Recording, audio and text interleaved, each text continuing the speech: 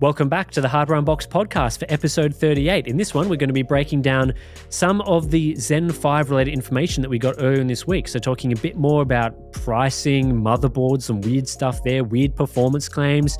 Sort of have a few, things maybe not answered super well from AMD in the latest presentation. So we'll get into that. A few rumor bits of information there as well, talking about lower end AM5 CPUs, new Intel CPUs, all those sorts of things. And then we just rag on Star Wars for a while, the latest Star Wars stuff and a few other Marvel-related things. So, hope you enjoyed that section of our podcast as well. So let's get into it. Steve, we've got some CPU topics this week on the Hardware Unboxed podcast. I assume that you'll be testing some CPUs yourself very soon, but we have got more information to talk about. So how are you doing first up? Yeah, good, thanks. We're doing lots of unrelated testing. So I remember last week's podcast, people were saying, it's so weird watching Steve talk about it when you know he's testing them and has the CPUs in hand. And that is absolutely not the case. Another week on, and I still don't have Zen 5 CPUs in hand. I can honestly say that. Haven't arrived yet, not even sure if they're in the country. So in typical fashion, this one is going to come right down to the wire. It's going to be a mad scramble probably to get our reviews done in time. So that's a bit frustrating. But Fun. Having said that, the reviews aren't due out for another week and a half. So the CPUs are launching on July 31st. So reviews around that time. So it's typically I'd be expecting to get review samples early next week, about a week out. That's sort of wishful thinking. That our rather best case scenario. Yeah. No idea. But anyway, I guess we can move forward with this podcast with the clarification that I do not have these CPUs in hand. I do not know anything. I don't know anything more than Tim does. I don't know anything more than you guys know. Everything's public at the moment. We haven't received the usual review guides or any of those sort of things, which can give a few more performance numbers and those sorts of things. So far, I think everything is on the table, so which is good because we can talk about a lot of the various different things that have been happening.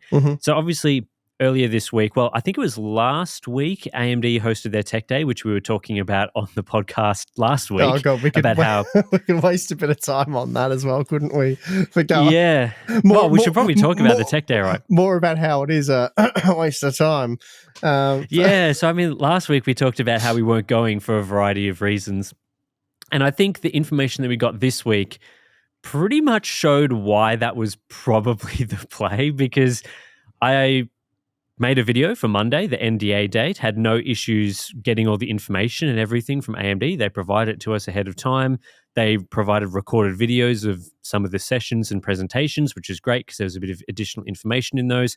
But basically didn't attend the Tech Day over in the US, but got, I would say, the majority of the important information that you guys, the listeners, the viewers, would be wanting to know about. So things like how the CPUs perform, additional features, what things have been announced, the architecture, all that stuff was there. But what I will say is that my video on Hardware Unboxed was, I think, about 13, 14 minutes long for most of the information. And this covered, I would say, 95 to 99% of the things that I've seen from other creators that were there. So the majority of the things that were interesting.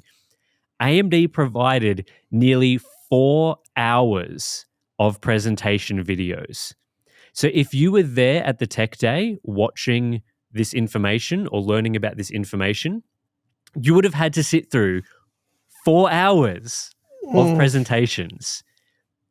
I think it was 2 hours per day. And then on top of that, there were some breakout sessions, which is pretty typical. You go into little groups, you go around to different meetings and learn a bit more about how these CPUs and features are going. But 4 hours of presentations. Yeah. Wow. I mean, if I went and did that, that would be the worst part of my job that I'd done all year. It's just completely unnecessary, a huge waste of everybody's time. You don't learn anything you wouldn't have otherwise, which is exactly the point you just made. And that's ignoring all the travel and everything else. That's just the 4 hour presentation. It's absurd. Yeah, it's a Tech Day. It was 2 days. So first off, Tech Day, bit Tech misleading. days. The presentations, I think we were talking about this earlier in the week when we were discussing a few things about just how a lot of the time the presenters giving these presentations are not really giving more details than you would see on the slides. Like, if they're talking about, oh, this is the CPU lineup, the slide has got the names, the core count, the frequencies, all the necessary information is right there on the slide. You can deliver that information in a table, and yet when they deliver a presentation, they'll just read those things. It's like there's it's like very little additional context or information. yeah, they treat everyone in the room like they're an idiot. It's like, okay, students, sit down. See this nice, colorful slide with very little information on it that you can glean everything from in a matter of seconds. Well, we're going to spend 5 minutes reading all of it to you, and then there'll be another one, and we'll do that for probably. It's just the biggest waste of time. It's so annoying, and it's why we don't go. Nvidia, Intel, AMD, they all do it. They all get upset when we don't go. They've gotten better with that over the years because, let's be honest, we haven't gone now for about 7 years. But they used to threaten us, and all of the companies would do this, threaten us with, oh, well, if you don't attend the tech day or whatever it is day, you might not get a review sample, or, we won't prioritize you for a review sample. And we're like, okay, good luck with that. So we've pretty much put our foot down. We refuse to go to these things. They're a massive waste of time. And they're a colossal waste of time for anyone who's international or anyone who has to do any substantial amount of travel to attend these events. Like if it was next door, I mean, even then, I don't know if I want to sit through for a presentation of these slides, but I'd probably go just because, they are providing a review sample ahead of time and stuff. Fine. I'll attend the event and I'll have some questions to ask, which won't be addressed. And that'll be also a waste of time.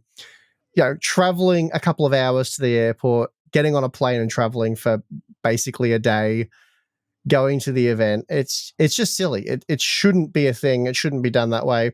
For the tech media that's over in the US, you saw Gamers Nexus, Paul's Hardware, Kyle from Bitwit, a lot of those guys go.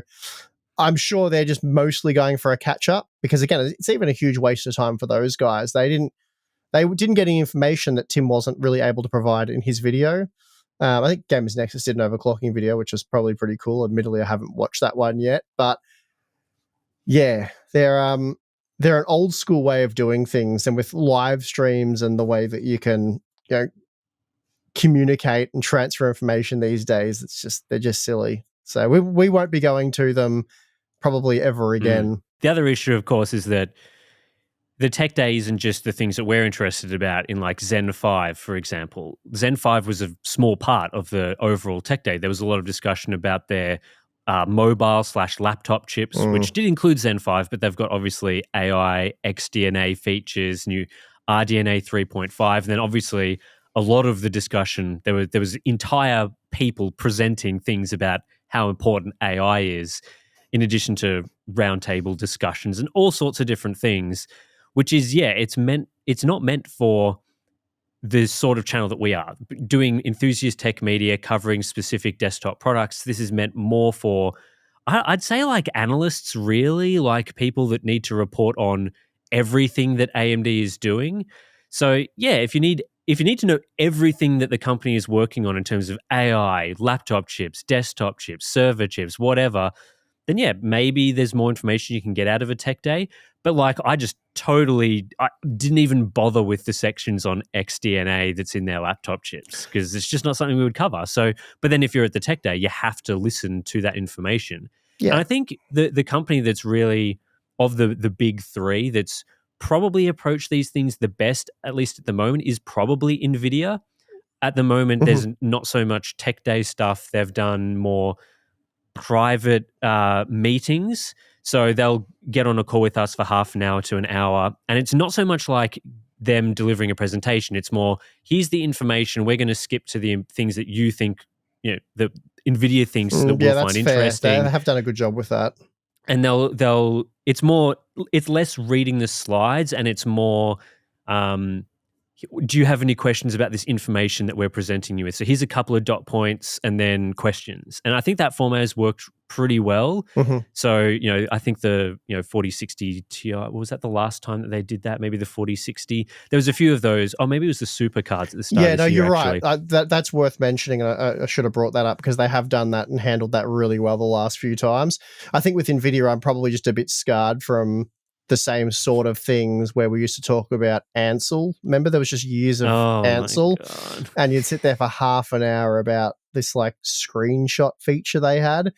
I think Ansel was like a running joke in the tech media in that sense. Like, whether the feature's good or not, I don't know. But I used it a few times. It was just fine, whatever. Yep. Not something that excites me too much. Yep. But it was kind of like, how many minutes are they going to spend on that sort of irrelevant feature? And they always, at least when they were doing those presentations, they kind of used to front load the bad, boring information. So you'd have to, if it was like an hour-long presentation, the new GPU announcements in terms of performance, features, specifications would be the last 5 minutes.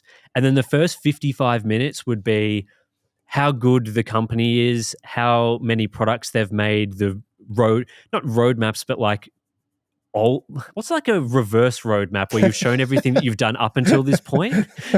A paved road. The paved road. Yeah, the paved road that's already made. And then, features like Ansel and all those things. And these days it's more AI stuff as well. But that has changed a little bit, at least with NVIDIA. They're more focusing, at least for us, on the relevant information and not trying to waste our time, which is great. And I wish other companies would take that approach. Intel is more similar to AMD in how they approach these presentations. But this is all like inside goss for people listening to the podcast. But I genuinely get very frustrated about these sorts of things. It's a pain point for the job, having to sort through information in this way and trying to convey the important things to the audience, the things that you guys actually care about, which is what the product is, how it performs, what are the features. And you have to sift through like pages and pages and reams of stuff to get the key details. It's an old school thing, like I said, and it's old school media as well, because if we were just doing this job for free review samples, getting to play with hardware, free flights, accommodation, travel to the USA, getting to visit places like Texas and stuff, then we would be all about the tech days. We'd love it. But that's not why we do the job, and it's not what interests us about the job. We like making the content, testing hardware, investigating things that people are talking about, doing that sort of stuff. I'm not doing the job so we can get a free flight and go somewhere for free accommodation and free drinks and food and stuff, which is what these are. Like, if for us to attend the tech day, if we don't want to pay for it ourselves, like AMD offer to pay for everything. They'll fly us there, pay for the accommodation, the food, the whole lot. So it's not a financial burden to us. It's just a waste of our time. Well, it's like attending the tech day means that you probably would get less videos about other things. So if we're working on other content, other investigations, those things have to hit pause as we fly, or at least one of us flies there and does all those sorts of things. And like dinners and all that's like whatever. I can just take a holiday later and get that experience myself. So that's not too much of a concern for me. But that's just the way that we operate. We're more concerned about the information, doing the job, less about the having dinners and things. And it's like, if you're tech media and that's what you want to get out of one of these presentations, I don't want to sit here and say like, people who do the events for that are like bad in any way, because sure, if you're having great discussions at those dinners and things, by all means, go enjoy the show, catch up with people in the industry that you only really talk to online most of the time. All that stuff is great. But for us, we just prioritize making videos and working and creating content, really. And for us in Australia, it's a big ask. Yeah, that's right. I'm more than happy for the tech days to continue. I just don't want to be a part of them. I guess is fair enough. The easiest way to put it. Let's talk about some of the information that's come out from the tech day. And the thing that I think was probably the most surprising, and the thing that if I had attended the tech day would have been very frustrating, is the lack of pricing information for Zen 5. They're launching in a week, 2 weeks from now. or at least 2 weeks from when the information was first released, and we still don't know what these CPUs are going to be priced at. I found that very strange to not get that information ahead of time. And it sounds like it's just going to be you read the review, watch the review, and then is when you'll find out when the pricing is, what the pricing for these parts is. Did you find that a bit weird? Well, it's weird for sure because it's quite unusual. It's not normally how they go about it. I mean, it's definitely to our benefit. It makes the reviews. I mean, let's be honest. True. The information. Well, there's a couple of ways this can go that will not be benefit to the reviewer. One is it just leaks out ahead of time, which is most probable.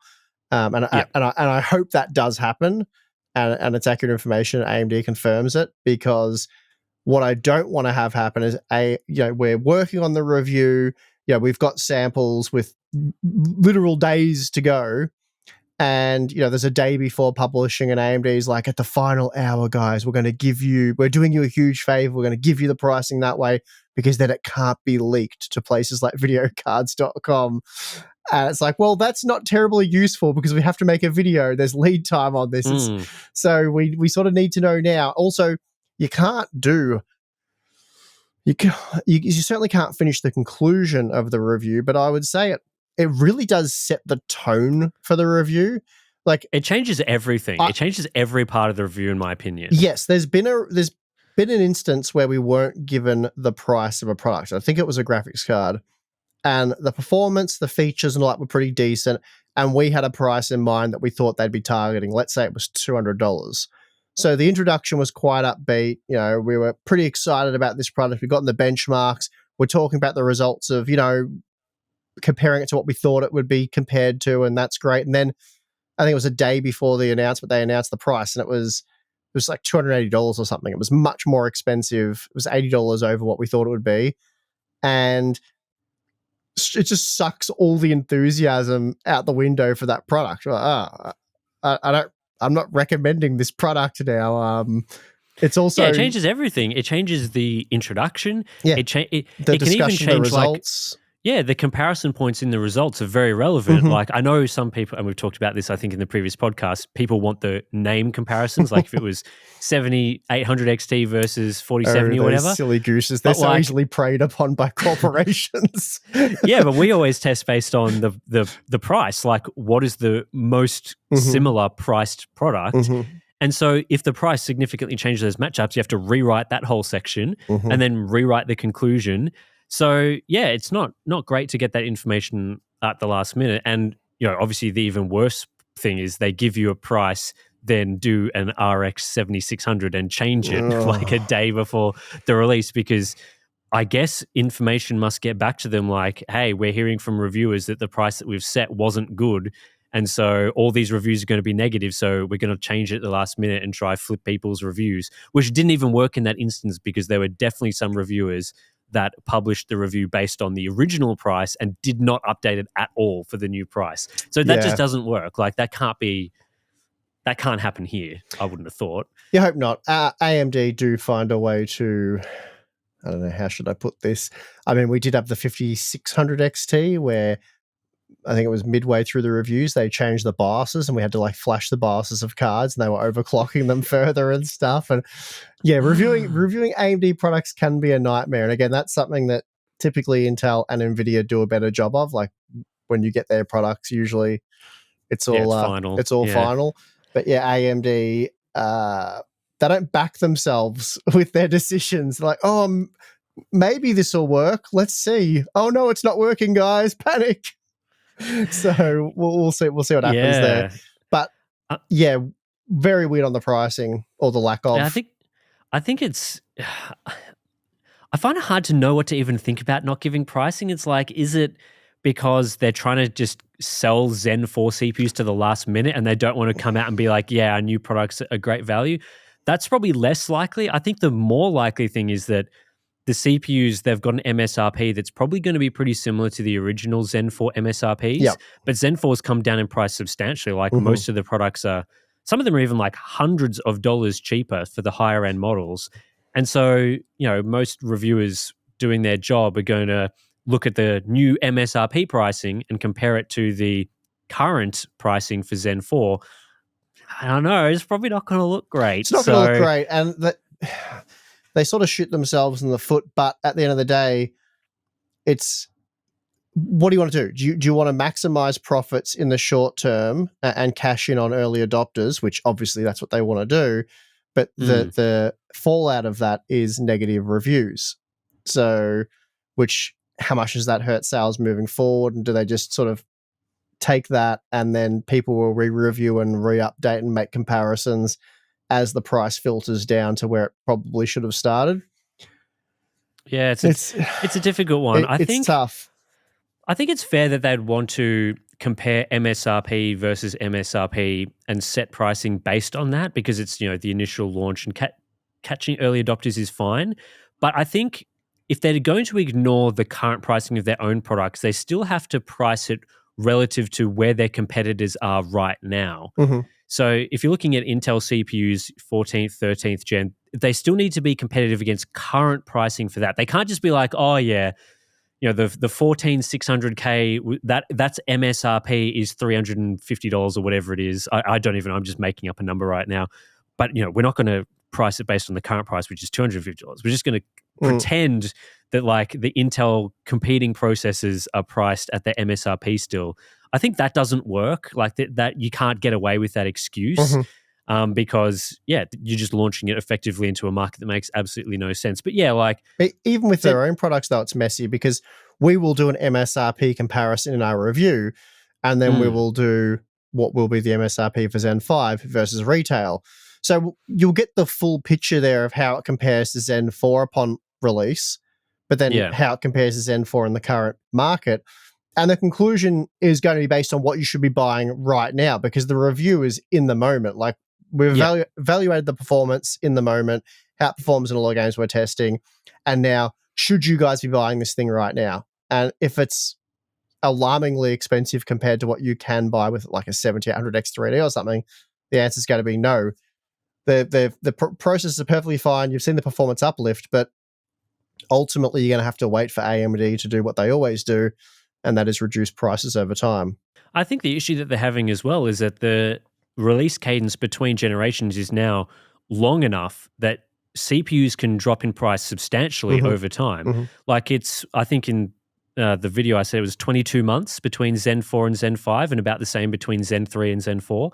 That's a lot of time for price corrections and price drops. If they're releasing CPUs yearly, there's a lot less time for them to suddenly make these CPUs hundreds of dollars cheaper. So the MSRP versus MSRP comparison probably makes a little bit more sense because the price probably hasn't dropped by as much. So they can go and say, yeah, a year ago you could buy this part for this price, and now next year, hey, at the same price, it's much faster. But after 2 years, I think most people are expecting CPUs and even GPUs to drop in price and get cheaper over time, which is, again, the issue that they're facing on the GPU front. AMD, NVIDIA, probably even Intel is the GPU generations get longer. And so, people expect, but that product was released 2 years ago, so you can't compare the MSRPs anymore because why should a 2-year-old product still be at its launch price, which is a totally fair point. Like a 2-year-old product should probably not still be selling for as much as it was back then. So I think they're suffering a little bit from that release cadence. And all I'm hoping for is that, the MSRP should probably be closer to the current prices for some Zen 4 processors across the lineup instead of just going, okay, the 7600X was $300, so the 80, what is it? No, it's not even the 80, it's the 9600X is $300. God, these names. Yeah. I was having a look at some of the Zen 4 pricing, and it's within 3 to 6 months that they start discounting parts quite substantially. Like, I think it was 6 months for the 7800X 3D. They lopped $50 off that. And then we saw a similar $50 reduction in price on the 7700X after just 3 months. So, these MSRPs aren't going to, they're not going to be upheld for very long. You'll see discounts applied. And I guess it depends on how well they sell, right? So again, they're going to try their luck, see how much, if the hype and excitement for Zen 5 can just sell it at those higher prices. And if, they're not moving the stock they'd like to, then you'll see AMD do the AMD thing, which is slash prices. I think it's a tricky balancing act as well. And I think the Radeon team has probably not done that all that well with some of their products. So like 7900 XT, which we've brought up so many times because it's such a great example of this, It's a classic. of just launching at a terrible price, then fixing it a few months later. And I think that probably had sales implications because the initial price was so bad that that was the reaction to that product. And with GPUs, that you tend to need to ride the excitement wave a bit. If you don't ride that initial excitement wave and hype and people upgrading and all that, you probably are going to suffer for sales. I don't know where that applies as much for CPUs, but certainly like you're trying to hedge your bets between, can we sell less of these CPUs at a higher price, and how does that go relative to more at a lower price?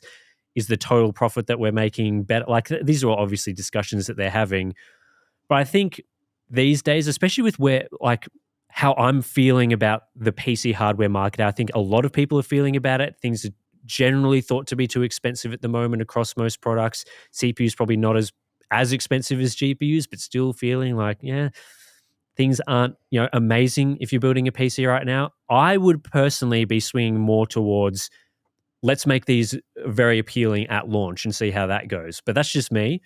Obviously, internally, we'll see how that goes. Do you want to talk about motherboards as well? Because they did announce what I think is quite a bizarre platform, the B840 platform, to go along with B850. So at Computex, we obviously got X870 and X870E. They're just refreshes with a few minor changes. USB 4 is mandatory, for example. B850, again, basically a refresh of B650, probably a mixture of B650 and B650E capabilities. But then we've got this weird B840 chipset, which is significantly cut back from B850, yet sounds very similar to B850 naming. They go from Gen 5 NVMe storage and Gen 4 graphics as being the baseline capabilities, USB 3.2, 20 gigabits per second, CPU and memory overclocking, bifurcation of lanes, all that's available with B850. Then for B840, cut it down to PCIe Gen 3 apparently, USB 3.2, 10 gigabits per second, CPU overclocking is cut, bifurcation of lanes is reduced, and that's apparently B840 versus B850, not A-series chipset anymore. I don't know, Mr. Motherboard Man. What do you make of that?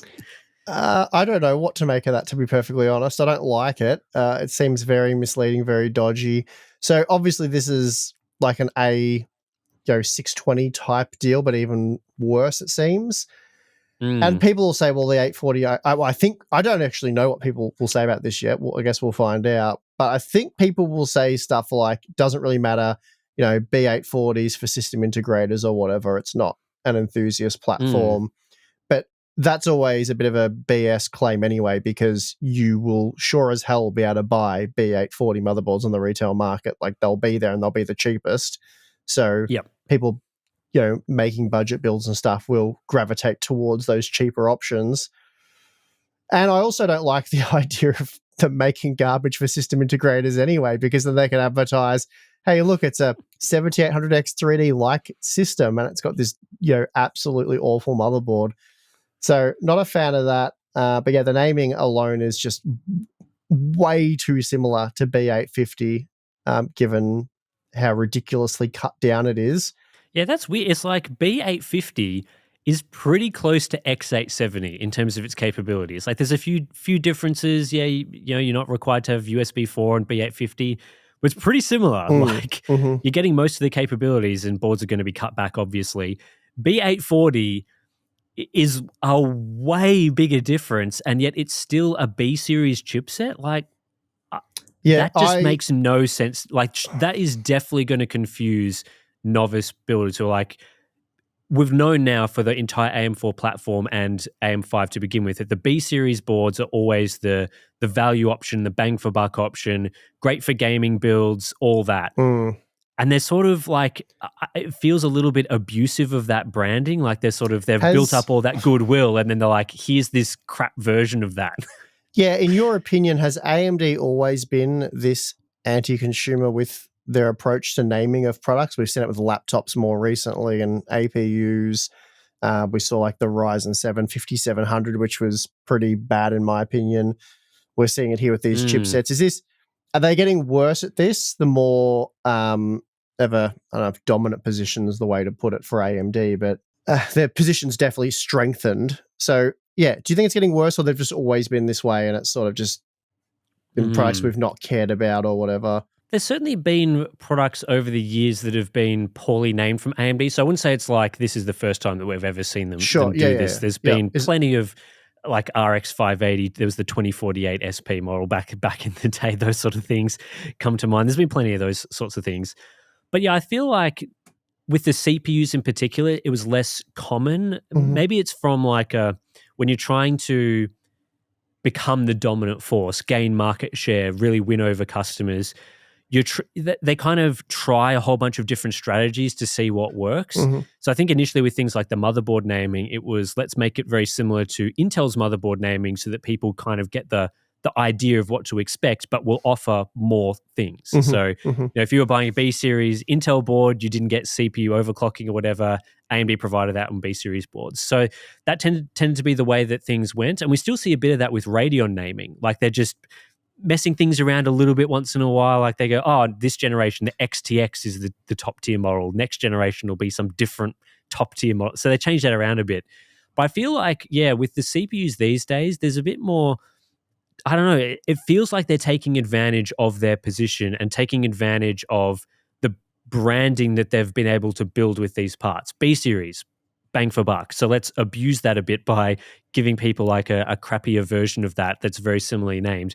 The CPUs that you brought up, like, yeah, like a 5700X was a very well received processor. Like lots of people bought it and it was great and it's got great reviews and reception. So let's make a very similar CPU to that that's much less capable and call it a very similar thing. Like it really feels like you push out the good stuff and then get people to accept that as the norm of the good things. And then you just slide in every once in a while these like like it's almost undermining the brand a little bit, going, yeah, we can save a few dollars here and there by potentially misleading people a little bit.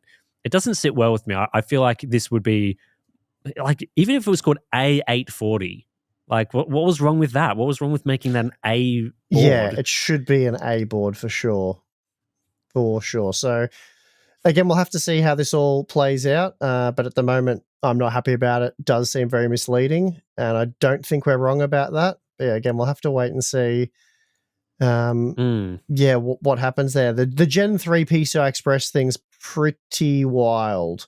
It's weird. Yeah, it's a weird choice. Yeah, because that does have, a lot of people listening to this will probably say, well, PCI Express 3.0 is fine. There's no difference between 4.0 and there's probably going to be very little difference between 5.0 for graphics cards. So why does it matter? And that is true to a degree, though that does depend heavily on how many PCIe lanes are available and how much VRAM you have. And we have a video dropping probably tomorrow on the channel that actually explores exactly this angle, coincidentally. And yeah, you really want to have, especially for entry-level to mid-range systems, for your graphics card, you really do want to have Gen 4 PCI Express. So, and the reasons for that will be explained in the video. So, yeah, I mean, I don't want to spoil your video too much. Don't say anything to him. Obviously, the lower tier graphics cards are more likely to have a x8 configuration, or as we've seen from the 6500 XT x4 configuration. So, well, they have that, and then there's other reasons you can watch the video for, but that's that's the reason why you're more likely, if you're buying a B840 board, to also be pairing it with as a GPU that's going to be x8 as opposed to higher end GPUs, which are typically x16, and that causes some performance considerations. So if you cut down from Gen 5 or 4 to Gen 3 on x8, it's much more of a significant cutback, whereas PCI Gen 5 x16 is obviously very sufficient for most GPUs at the moment. So yeah, that's an issue. Gen 5 you can't even use, but I know what you mean. Yeah, that's right. If there's a future generation that was using Gen 5 x16, wouldn't be too much of a problem. But yeah, it's almost like, an X870 board, like a super high-end one, could probably get away with PCIe Gen 3 for graphics because you put a 4090 in there, it's probably okay. But like for a B840 board where it's being paired with lower tier GPUs, not ideal. Yeah, you're right. Because again, you were saying, I was saying the thought there is, well, Gen 3 on a high-end chipset's really bad because you'd have a high-end GPU, but there it's actually largely irrelevant. It becomes irrelevant for the entry-level stuff, so it's a double whammy. Anyway, I'll definitely be looking into that and testing it when those boards arrive. That's for sure.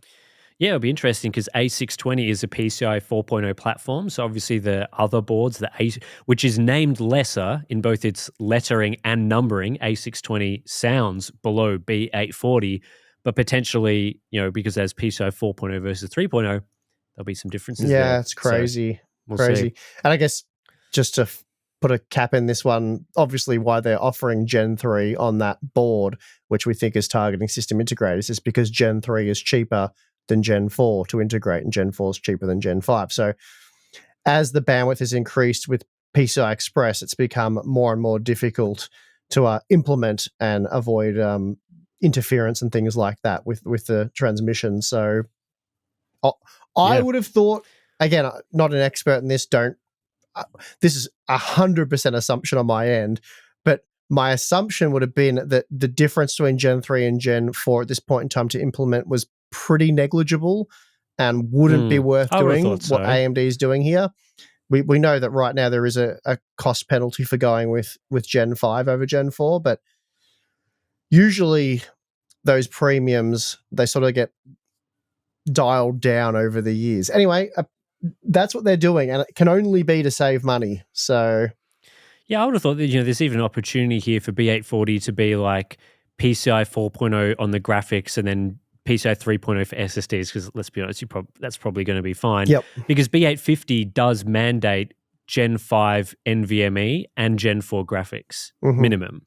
So there has to be at least some PCI 5.0 connectivity on B850. So B840 could have been a perfect opportunity to be like, yeah, either minimum Gen 4, so you don't need that Gen 5 SSD slot, or partial Gen 4, Gen 3. I don't know. There was the opportunity to do that. But yeah, it is a bit of a weird choice. There was also a couple of bizarre performance claims in some of the details that we got that really didn't make any sense. So, some of the comparisons between the 9700X in particular to the 5800X 3D and Intel parts doesn't really stack up based on our testing. One of those claims has to be probably not true, just based on what we've seen. If it's going to be faster than, if the 9700X is going to be faster than a 14700K, it's probably not only 12% faster than a 5800X 3D, which is weird performance stuff. Usually we see AMD's performance claims making sense, but I feel like with this generation, things have just been a bit all over the place. Like, I think your data shows that a 14700K is something like 25 to 30% faster than a 5800X 3D. So don't know what's going on there. They also tested Intel CPUs on an MSI motherboard with default limits, which based on your testing has shown on MSI boards that that's likely to be the performance profile. So 125 watt PL1, 253 watt PL2, which won't make a huge difference for gaming, but will reduce performance a little bit compared to extreme profile. So that's another factor. Yeah, it depends on the BIOS being used there and stuff like that. But that's an Intel problem at this point in time, right? You could be testing basically anything depending on the BIOS revision and the motherboard you're using. That's true. It could have been gigabyte baseline profile, 188 watts or whatever, back when those BIOSes existed. Yeah, it could be, but I seriously doubt it. I think it's probably what am I even saying? I don't have no idea what it is. The default limits could mean quite literally anything, as you're pointing out, I suppose. So I shouldn't guess as to what it could be. AMD hasn't specified specific Intel PL1, PL2 that they were using for these parts. They've only said they were using the Intel default, which probably isn't specific enough. Well, that means anything. They haven't. The default in the 125, 235 watt, that would be the official performance profile for that part. So you're basically saying they could be using the performance profile, which will reduce performance a bit, or are they using the extreme profile, which is what we've used? And that's kind of not really on AMD for that one, because they might be using, as you said, a specific motherboard like an MSI board, and they could just be using the MSI They're using the MEG Z790 Ace Max. So it's a high-end Right. board. Like there's nothing. Yeah, that doesn't mean anything. That It board, shouldn't be performance limiting board. It's not like they've gone and bought a cheap, crappy board that's going to limit. Like that board should be delivering the full performance of that part. should be. The previous BIOS, though, wasn't. It was 125, 253. So there's the potential for them to be using that. If they're using the latest BIOS, it should be 253 watt / 253 watt. So, but look, I know it's a hotly debated subject at the moment, the first party benchmarks. I know you covered it, you talked about it, which was good, and they didn't get past you on that one. But at the same time, I don't know. I'm just like, I can't even muster up the energy to discuss AMD benchmarking because we just saw them using RX 6600 for comparing Zen 3 with I forgot 13. about that. And not only when they did that, somehow they claimed that the 5800 XT, which is a 5800X or a 5700X, is 12% faster than a 13600K in Cyberpunk 2077. Like 12% would be a big margin for, typically speaking, when you're CPU limited, let alone GPU limited. But I went and reran that same test and I found 0% difference. So how they've got a 12% difference there, I don't know. And it's just like, I can't even with these first party benchmarks anymore. They're just so absurd. And we know they're cherry picked and everything. So it's like when we do, even when we do 13 games, but when we do 30 games or 40 games, you can easily pick 6 games that massively skew the average, like just massively. You can pick 6 games. You can pick 6 games that make a product look way faster, or 6 games that make it look way slower. Like that's how massive the swing is with a lot of these, competing products we're talking about here. But the 13600K and the 5800 XT aren't competing products anyway. Like the 13600K straight murders the 5800X. There's no comparison to be made there. You're only buying a Zen 3 CPU at this point in time because you're already on the AM4 platform, and it's a nice, cheap, cost-effective in the sense that it's quick, easy. You don't need a new motherboard and memory. But even then, with the 3600K, you'd probably only need a new motherboard. But yeah, LJ's 1700 DDR4 boards are probably a bit harder to find at this point in time. But anyway, I've got a mystery. I've got nothing else to say other than they're bad benchmarks. So we'll just wait and see what the reviews have. Yeah, there's just no clarity really on where performance is going to lie with these parts, which is unfortunate, but it makes the reviews a bit more interesting because it could go many different ways. AMD are claiming that the 9700X is slightly faster than a 7800X 3D. So we'll see whether that's true, I guess. How it compares to Intel parts? Don't know. We'll see how that goes. We'll see how it compares. Again, all those questions will need to be answered because, this performance data just isn't really giving us that. But we should have a lot of those reviews available for you not too far after this podcast, couple of weeks. You should be able to get all that information, so there'll be plenty to talk about. Wanted to cover a few brief rumors, probably to end this section of our podcast. The first one, the rumor being that AMD's reportedly preparing sub $100 AM5 CPUs to be branded either as Athlon or Ryzen 3. This comes from a website called Bits and Chips, which is an Italian website. They are claiming that, yes, these CPUs will not have new dies or anything. There'll be rebrands of Ryzen 7000 CPUs, TSMC 7 nanometer, but they will be affordable enough to allow for under $100 parts, which will be pretty good, I think, for the AM5 platform. Depends on performance. Well, that's true. The cheapest part, though, at the moment is $180 US. So even if you wanted a terrible, slow, garbage AM5 CPU for $100, it's not even, you can't even get one at all. To be fair, you can buy the 8500G, which is an awful processor, for $160. So there are that's technically cheaper ones. There's also the 8400F, but I think that's more expensive right now. But yeah, I hear what you're saying. At the end of the day, AM5 motherboards that you should be investing your money in that aren't garbage are at least $120. So, if you're buying a $100 CPU, is it worth putting on a $120 board? You don't want to put it obviously on a B840 board if you can help it. So yeah, there's a few things to work out there as well. Like, it's just a more premium platform at the moment because you do get things like PCI Express 5 with a lot of these boards. The CPU certainly support it. You get DDR5 memory support. So that's just how it is. Hopefully they continue to get a bit more affordable. But yeah, really, to justify the existence of $100 or a sub $100 AM5 processor, you would need a really good quality or a decent AM5 motherboard, let's say, for $100, no more.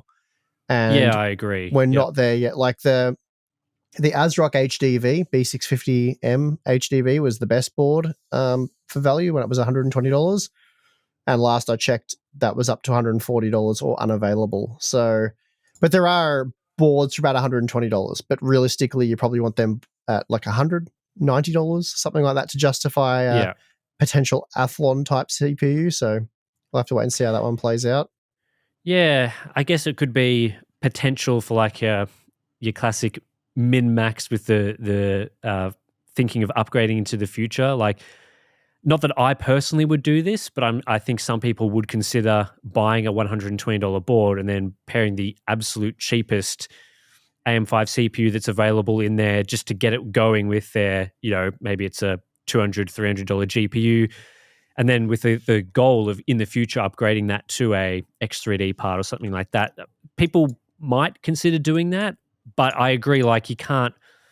It makes less sense if the entire platform can't be some sort of budget level thing, because if you're looking at $230, $240 for your CPU and memory combined, and then CPU and motherboard combined, then you've got memory to factor into that.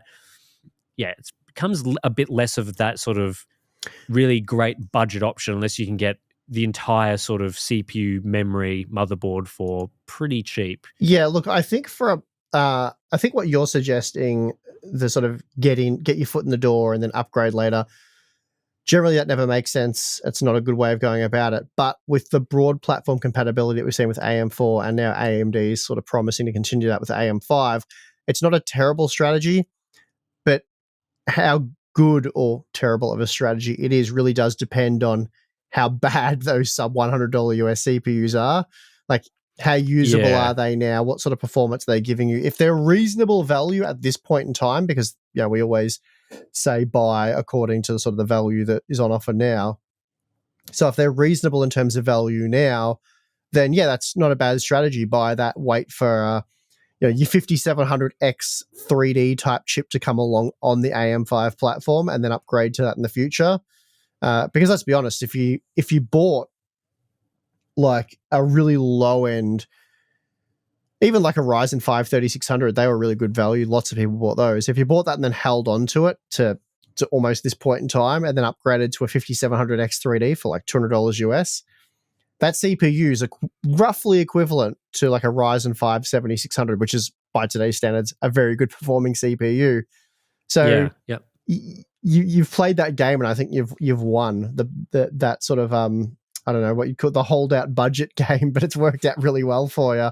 So I don't know. Can you do that with these cheap AM5 CPUs? And sort of to answer that, you have to see how bad they are initially. If they're reasonable, if the performance is reasonable in games, then yeah, it's definitely a possibility. I mean, the risk is that it's not a rebrand of like just a normal Ryzen 7000 CPU, but if it's a rebrand of one of the APUs that cuts down things even further and still has a lot of the APU limitations in terms of like cache capacity and those sorts of things, that would not be ideal. Yeah, early on for the AM4 platform, AMD released an A12, I think it was 9800 APU. And I can't remember that, but it was very cheap, but boy, was it bad. Like, it was very bad and not worth buying as a tie of a CPU. But a lot of AMD fans argued till black and blue in the face that was a good CPU to get your foot in the door on AM4 and then save up and buy a better CPU later. But boy, was the A12, I think 9800 really bad. So if it's you have to factor in like resale value of your chip. If you spend $100, but then people figure out it's bad, and then the resale value just drops through the floor and you can't get anything for it, then buying that future good $200 CPUs actually cost you overall $300 or however much, you have to add on the initial purchase price of your holdover CPU. So it makes that sort of less attractive. But I personally think that 7000 series CPUs are just going to get cheaper in general. So you probably won't have to rely too much on the Ryzen 3 type parts. I imagine a 7600 will drop into that sort of $150 range over time, maybe midway through Zen 5 cycle, once we start getting like a 9600 non-X, for example. I'm sure that CPU will come out. That CPU has always come out. So once those sort of things come out, then there should be an option. And even then, like, we don't even know how many of these they're going to make, because they've made Ryzen 3 CPUs in the past, been like, these are great budget options, and then made like one batch of them, and then you never see them again. They've always just been binned. The whole CPU line was just based on defective silicon, where they only had like 4 cores working or whatever, and they'll build up an inventory of those over whatever period, and then sell them at a great price. People buy them all, and they're like, oh, well, we don't really want to cut down perfectly working CCDs to make these chips, so they'll be back in stock one day temporarily. They don't really exist anymore. Hopefully you guys enjoyed them. So that's what happens there. Another CPU line that I don't think makes a heap of sense to release, but apparently rumors are starting up about it again, is Intel Bartlett S. So this is an LJ1700 series that's being rumored at the moment. So a new CPU line for the existing LJ1700 series, which is P-core only. Okay. And specifically increases the amount of P-cores up from 8, which is the maximum that you can get from a Raptor Lake die, up to 12. So the thinking there, according to this rumor, which comes from user J Kin on Twitter, I've seen it through video cards. The thinking there, Core i9 or whatever, would be a 12 P-core model, Core i7, 10 P-core, Core i5, 8 P-core, up from 6 in the Core i5s, and obviously 8 for the Core i9, Core i7s. So these are hybrid Elder Lake, Raptor Lake dies, are they? Well, apparently they're a different die. At least the theory is they're a different die with no E-cores, but more P-cores. So within the same amount of die space, I guess, instead of putting in those E-cores, they've added in 4 extra P-cores, which... So, and this is to go on LJ 1700, because I'm actually not up to speed with this at all. Apparently, I'm not super up to speed with it either. Apparently this is, an LJ 1700 series using the same type of P-cores that we've seen from Raptor Lake, so the same P-core design, not the new design that we would get for Arrow Lake coming later this year. The thinking is that in 2025, the first quarter of 2025 is when they're expecting these CPUs to be available on LJ 1700. Okay. P-core only, different die, no E-cores on the chip, but more P-cores. I'm a bit confused about why this part would exist. I don't really see what the benefit would be, because you've mentioned in the past that, do you really need 12 P-cores for gaming? Is 8 P-cores enough? Probably. Yeah, the scaling there to 10 cores and 12 cores would be pretty minimal. It wouldn't be nothing, but it would be minimal. I mean, I'm confused about a whole heap of things here. Like, it's my understanding that Intel is in a bit of trouble right now, a bit of hot water with stability issues on LJ 1700. Are they really looking to extend the life of that platform? Like, does that seem likely? I don't know. Like, that's a bit weird. Especially if they're using these rehoned Raptor Lake dies that only have P-cores and potentially a new silicon. So have they identified what the problem is with Raptor Lake? And by making these new dies, they've corrected the problem, and we won't see what is alleged at this point and looking more and more likely like rapid degradation. Whatever the issue is, there is clearly some sort of mass stability issue that is very significant and a huge problem for Intel. How they go about addressing this, I have no idea. Whether they're just going to pretend like it didn't happen and just hope it goes away, I'm not sure. But given all the current circumstances, this rumored CPU release whether it was or wasn't going to happen, it seems like it would be extremely unlikely to happen now, based on everything. But I've got no idea. I didn't even know this was a thing until you told me about it. Yeah, I mean, there's just so many weird angles there because you could sort of say, yeah, they will release it to have a CPU that maybe works on LJ 1700 a bit better than current models, but then if it's just an inherent platform issue, then yeah, as you say, there's no point releasing it. The other considerations, of course, are that 12 P cores is unlikely, I would have thought, to be any better than 8 P cores plus 16 E cores for productivity workloads. E cores have been pretty well shown to be effective for your multi-threaded productivity applications, anything that requires heavy multi-threading. Depends on the application, but yeah. Yeah, I'm sure that's the case. But I would think in general, deleting 16 E cores and replacing it with 4 P cores would unlikely outperform that previous part. I mean, it might, but I wouldn't have thought so, just as a guess. I would prefer that if you gave me the option of either part, I would be taking the 12 P core part every day of the week. Well, yeah, for general gaming applications, for sure. Mm-hmm. Especially because with Intel CPUs, the amount of cache is usually tied to the amount of CPU cores. So the current Core i9 models have, 36 megabytes of their smart cache L3 type cache? Yeah, look, there's a lot of applications and use cases where E-cores aren't efficient. Like, they're not very good. They're great for Cinebench. I mean, that's true. Yeah. Buildzoid, almost rightfully so, calls them Cinebench accelerator cores. That's kind of what they're really good at doing. But then, yeah, other applications that need a lot of access to cache and stuff like that, they're not great. Yeah. But anyway. Yeah, that's true. I mean, the advantage obviously would be, if they can take the 36 megabytes of L3 cache that you'd see on a 14900K and bump that up to, I don't know what it would be, 40-something megabytes with 12P cores, potentially for gaming, that would give them a reasonable performance improvement. It would scale more to the cache than the CPU cores, obviously, but that could be an advantage because, if AMD did this, went from 8 to 12 cores, but kept the cache the same, which they do across their models, you probably wouldn't see too much benefit from that part outside of workloads where you'd use the additional cores. But on an Intel platform, that could be a bit different. But yeah, it just seems like a weird it's weird that this is being rumored as an option. Like, what was the thinking to create this die? Is this a real product? Why would they have made this as a real product? I don't know. It's a bit of a weird one there. Yeah, they also missed out big time. I mean, this could have been a developing thing and probably was, but if there's a possibility to do that, they really need to start changing tactic and going about things the way AMD does and just saying they're going to support this platform for whatever time period, because it's a huge selling point now. And this would, if they do release this would be, I know it's still sort of the same generation, but it's definitely not a refresh. So this would be the third generation on LJ 1700. It wouldn't be the fourth, but it would be the third.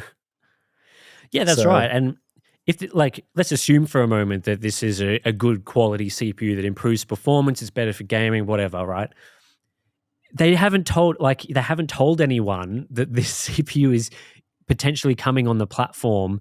So, if they could go back to the 12th generation and be like, hey, we're doing a couple of CPU generations here, guys, so stick with us for a little bit, people would have known, oh, yeah, there's actually something else coming on this platform. Like, this isn't dead just yet. There's something else coming here. People might have invested a bit more in going with this platform, LJ 1700, instead of AM4 or AM5. Potentially, but because they don't tell anyone that these CPU generations, they didn't even tell people that not the 14th gen was a new CPU gen, but even then we weren't exactly expecting the 14th gen to really be a thing. Mm-hmm. You got to tell people ahead of time that, yeah, if you invest in this platform, there will be options for you in the future, and we're committed to doing that. And then obviously you have to deliver on that. But yeah, just pulling CPUs out of the blue that are potentially better when most people have already bought your competitor just isn't a strategy that's probably going to be overly successful for Intel. Mm-hmm. Yeah, well, I'll definitely do some asking around and see if there's any truth to this rumor. But yeah, interesting stuff.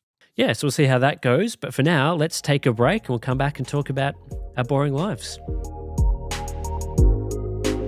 All right, we're back. Boring lifetime. What's been happening, Steve?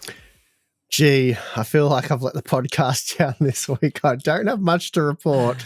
In my defense, it's rained pretty much non-stop.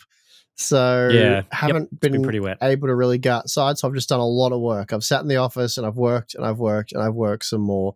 So my boring life, I guess, is as advertised. It's been my work life for the last week since we last spoke on the podcast.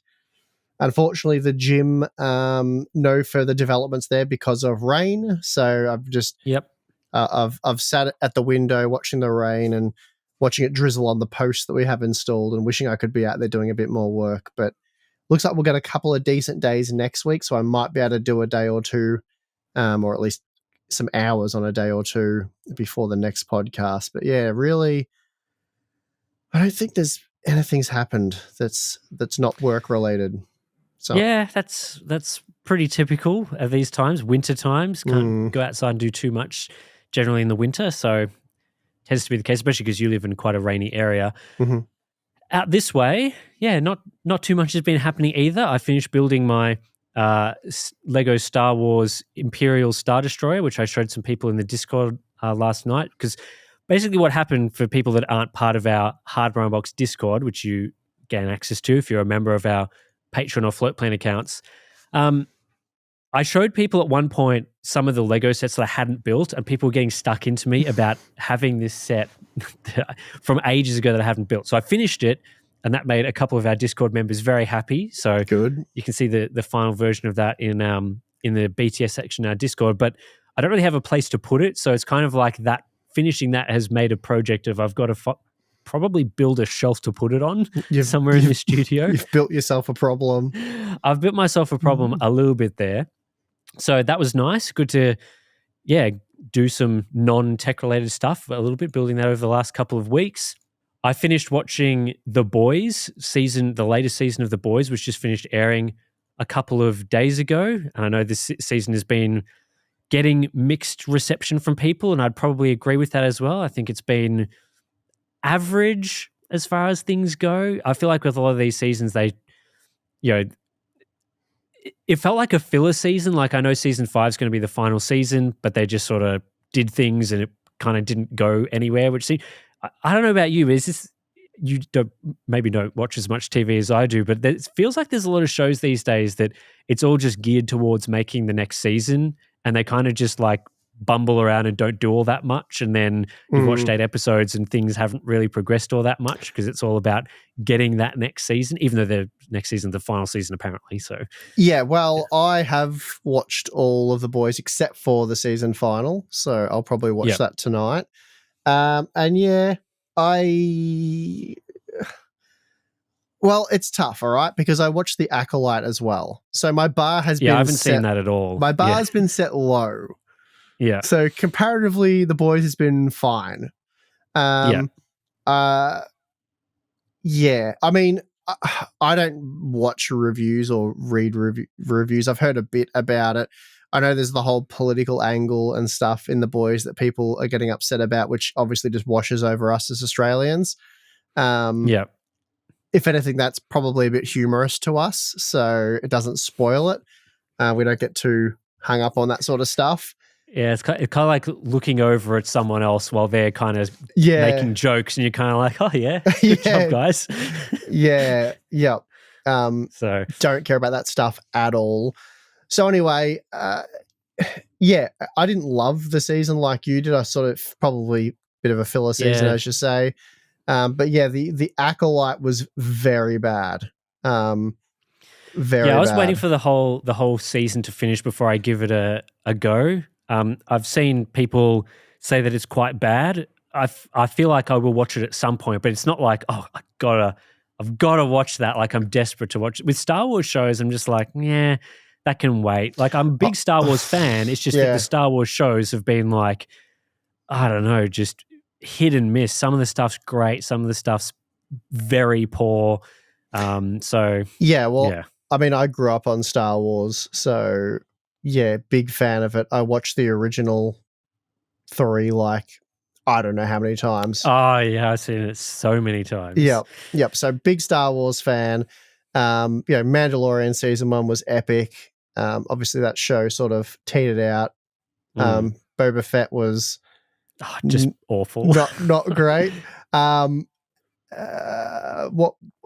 What else? Andor was good. Andor was good. A bit Yep. slow, but The first half of the series is slow. yeah, a bit too slow for my liking, but overall definitely a good series. But the Acolyte is just, I mean, I wish you had watched it so we could probably get your I'll watch opinion. it and then we can talk about it in a future podcast. watch Because it a probably future next one. on my Because like probably next on my shows to watch. I'm not too, again, the political stuff don't care about. The sort of, the woke thing and all that. Some of that can get annoying, but I don't really care about that too much. It's not something I even pick up on or notice that much. But for me, it's just, if you ask me why do I think it was crap, it's just the story writing is so bad. I am by no means a story writer. Like that, I'm probably a million things before a storyteller, right? Like that is not my skill, not my calling in life. I could have definitely written a better story. And I could have definitely even if you gave me that absolute shit story, I could have tied it together a lot better than they did. Like it was so poorly done. It was real bad. It was really bad. Yeah, like whenever people complain about like woke stuff in shows, I just my brain just, as soon as you said that, my brain was just like switch off. But like that sort of stuff, again, like same with the political stuff in shows. Like when people complain about that or bring it up, I'm just like, I don't care. I think it annoys me just more if you become aware of it even though you don't care about it and it's like hurting the story. Like this is unnecessary. Don't stop doing that, if you know what I mean. Yeah, I feel like even some of the, like, I was noticing it when I'm watching The Boys with Miranda. We were sort of talking about, the political stuff, again, don't really care about it too much, but it felt like some of the stuff was just taken up a gear, like made more obvious. Yeah. Like it's not very subtle. It detracts. It doesn't make, it's not funny, doesn't really add to it. I mean, in small doses, maybe it did, but then it seemed like they were trying to, I don't know. Yeah, it was fine that like I was getting the message beforehand, right? Like I was getting what they were doing, and then they're like, were you not getting it? Yeah, they're like, Tim, did you get what we're doing here, Tim? It's like, yeah, I get it, guys. It's like when we've spent a week together at Computex, and I on the last day when you've had enough of me, I give you one of my dad jokes, and you're like, oh. I go, did you get it, Tim? Did you get? And I repeat it, and you're like, yes. I got it. I'm like, but I just want to make sure you got it, Tim. Yeah, the Boys did feel a little bit like that. So yes, but yeah, like with some of the Star Wars shows and those shows where it's like there's a lot of previous story, right? Like they've made a world and everything. I feel like some of those Star Wars shows, and this happens with, I feel like Star Trek as well, and Lord of the Rings, those sort of things. They need someone who's like a lore master who just doesn't accept any BS. Like you have to pass through any concept you're coming up with for the show or movie or whatever has to go through the lore master guy. And the lore master is like all up on everything. Is like, he'll tell you if there's an inconsistency or something doesn't make any sense, or it's like a really stupid concept. And I feel like with some of these newer shows from these sort of sci-fi or fantasy things, although to be fair, House of the Dragon from not Lord of the Rings, from Game of Thrones has done this very well. So they do not stuff up all these things as to nearly the degree. So House of the Dragon, great show, working well for them. But with Star Wars, they just need someone to go and be like, yeah, so that character doing that made no sense. That like they wouldn't have done that. And I feel what I'm hearing from you is the Acolyte is going to absolutely break you in half. Like, yeah, it's I don't mind if there's with that sort of stuff. Yeah, I don't mind if they come up with like new force powers or whatever. Like that doesn't bother me. But it's often like you make up a force power to solve some just like BS issue or like the most irrelevant plot lines, and they'll just pop up with, oh yeah. But even then, like you've got to go out of your way to explain why we're showing you this new law-breaking force power now, but then in all the stuff that came after it, this was never a thing again. It's like for example, I forget his name now. He was actually probably the best actor in it, but the I don't even know who the bad guy was in the show, or who the good guy was, or even the main character. That's how bad the story writing was. But one of the guys that's, I guess, meant to be a Sith, but anyway, I won't get into that. He has a technology in his helmet, whereas if you hit him in the head with a lightsaber, which would normally probably not go well for you, it disables your lightsaber for an undetermined period of time. So he was right. Well, he they've was had the he was headbutting lightsabers to disable them. right, because they've had That was weird.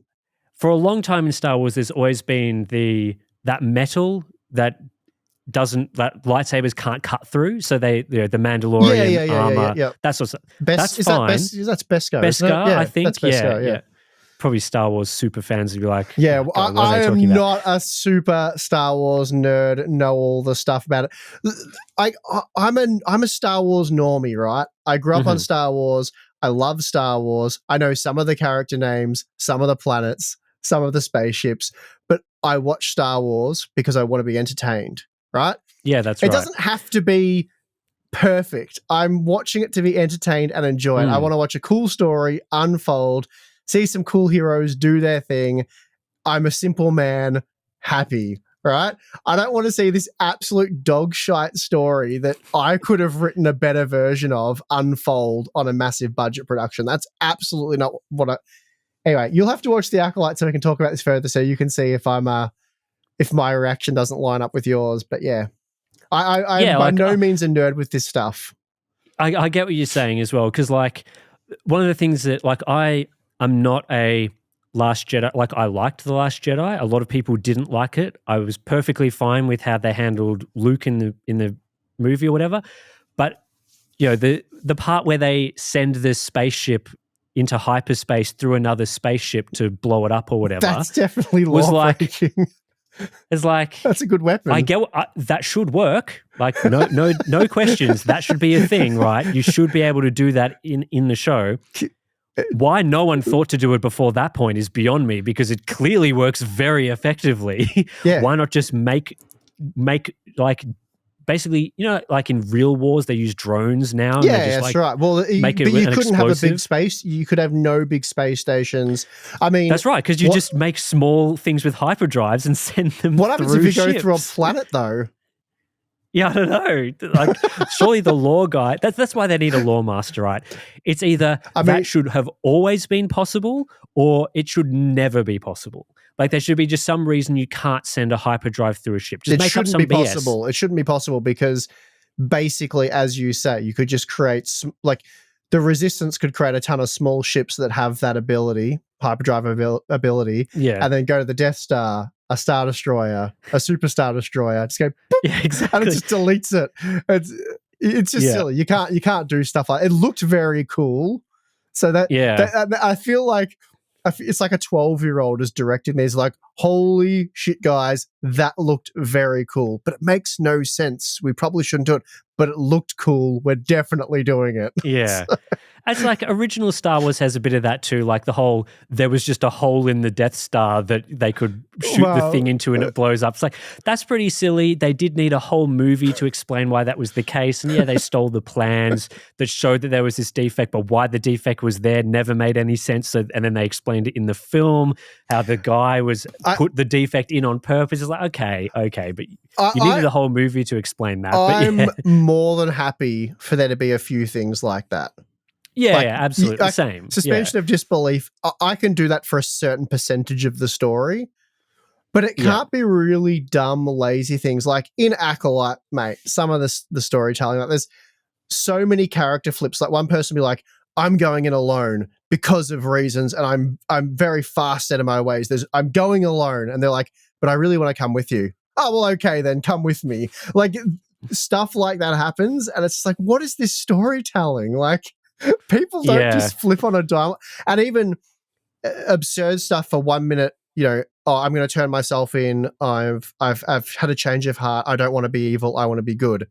And then it's like 60 seconds later, I'm now killing everything. It's like, I don't know what to do with that.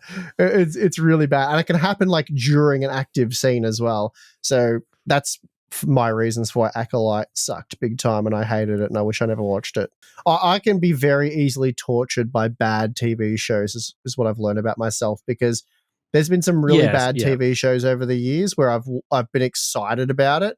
I'm not actually going to admit to some of them because they're very embarrassing.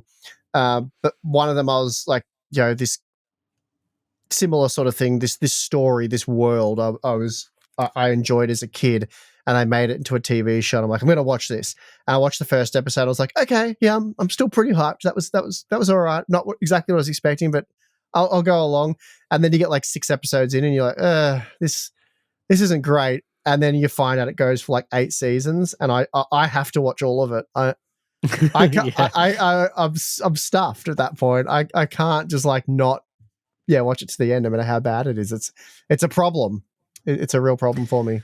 Yeah, I do that as well. I sort of commit to a thing. It's like if Star Wars is a thing, or like Marvel or whatever, it's like, all right, here's the next one. I'm going in again. I'm going to the battlefield and I'll watch this. And again, like the Ahsoka show, I thought that was fine. Like I've watched Star Wars Rebels, the animated show, and it ties in reasonably well with that. Mm-hmm. And I'd watched that. I'd finished watching Rebels quite recently relative to when Ahsoka came out. So I'd finished the final season like years after it came out on whenever it actually aired. So I was like, oh yeah, I remember all these various different things and characters, and it was fine. Like there were issues with it, and obviously the story didn't really go anywhere like a lot of these things. It was fine. But it was fine. So with Obi-Wan, it's way better than Acolyte. Way better.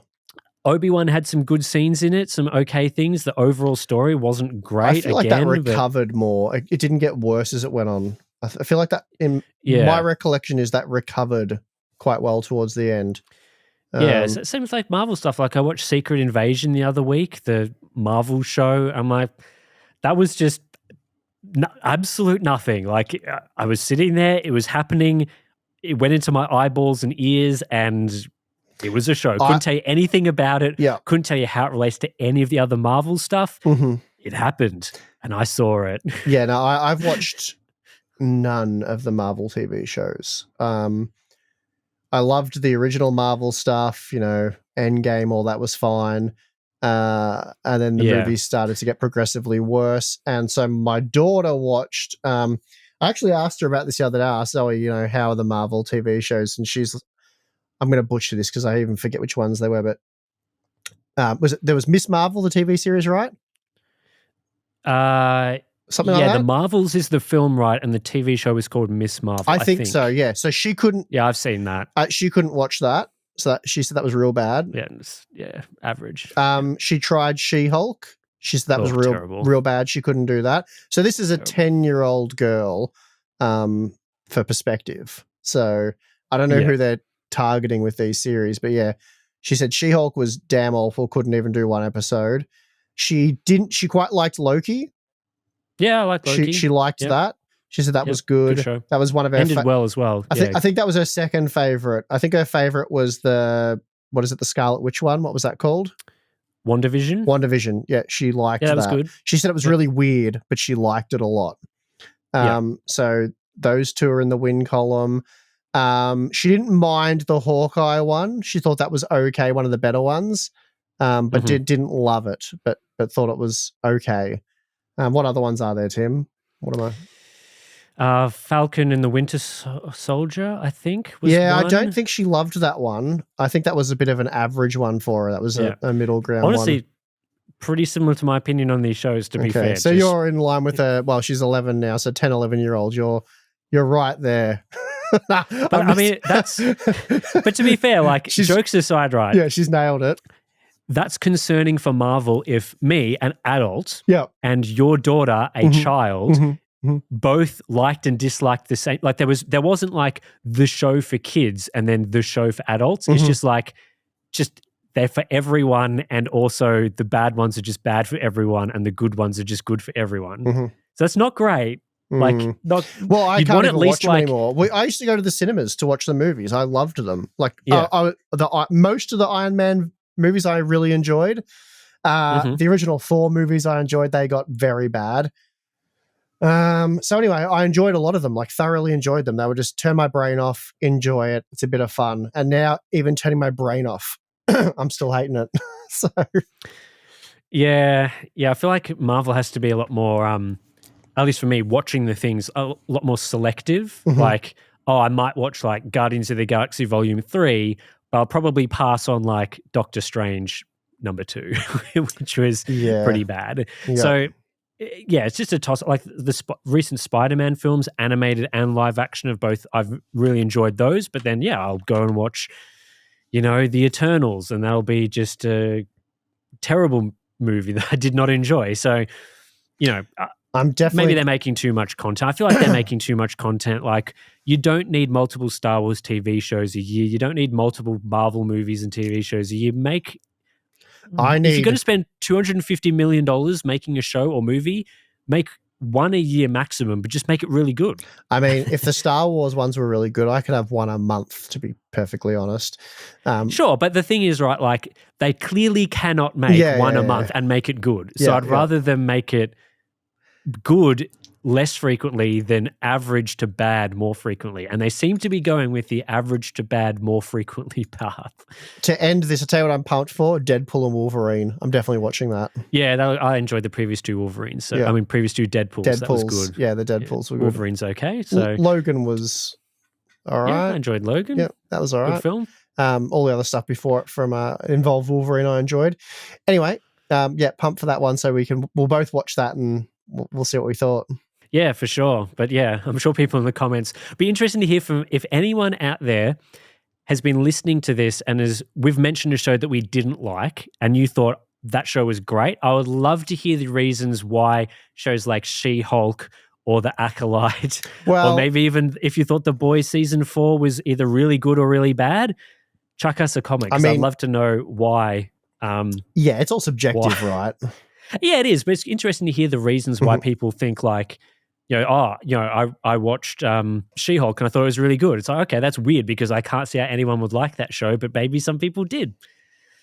Don't know. Yeah. Anyway, that'll do it for this podcast. We've been talking for, again, probably too long. So anyway, we'll wrap this one up. If you're interested in our video feed, we've got the Hardware Unboxed podcast on YouTube. So if you're an audio listener, these are obviously audio-focused podcasts. Nothing too interesting happens in the video version, but it is up on YouTube. Obviously, the audio version is effectively the same as this, just available via your Spotifys and all those places. So, yeah, that's it for this one. We'll be back next week, probably just ahead of when Zen 5 reviews and stuff will be happening, and then we'll be getting into more CPU analysis type podcasts where we can actually talk about results and all that for once, which will be nice. So stay tuned for those.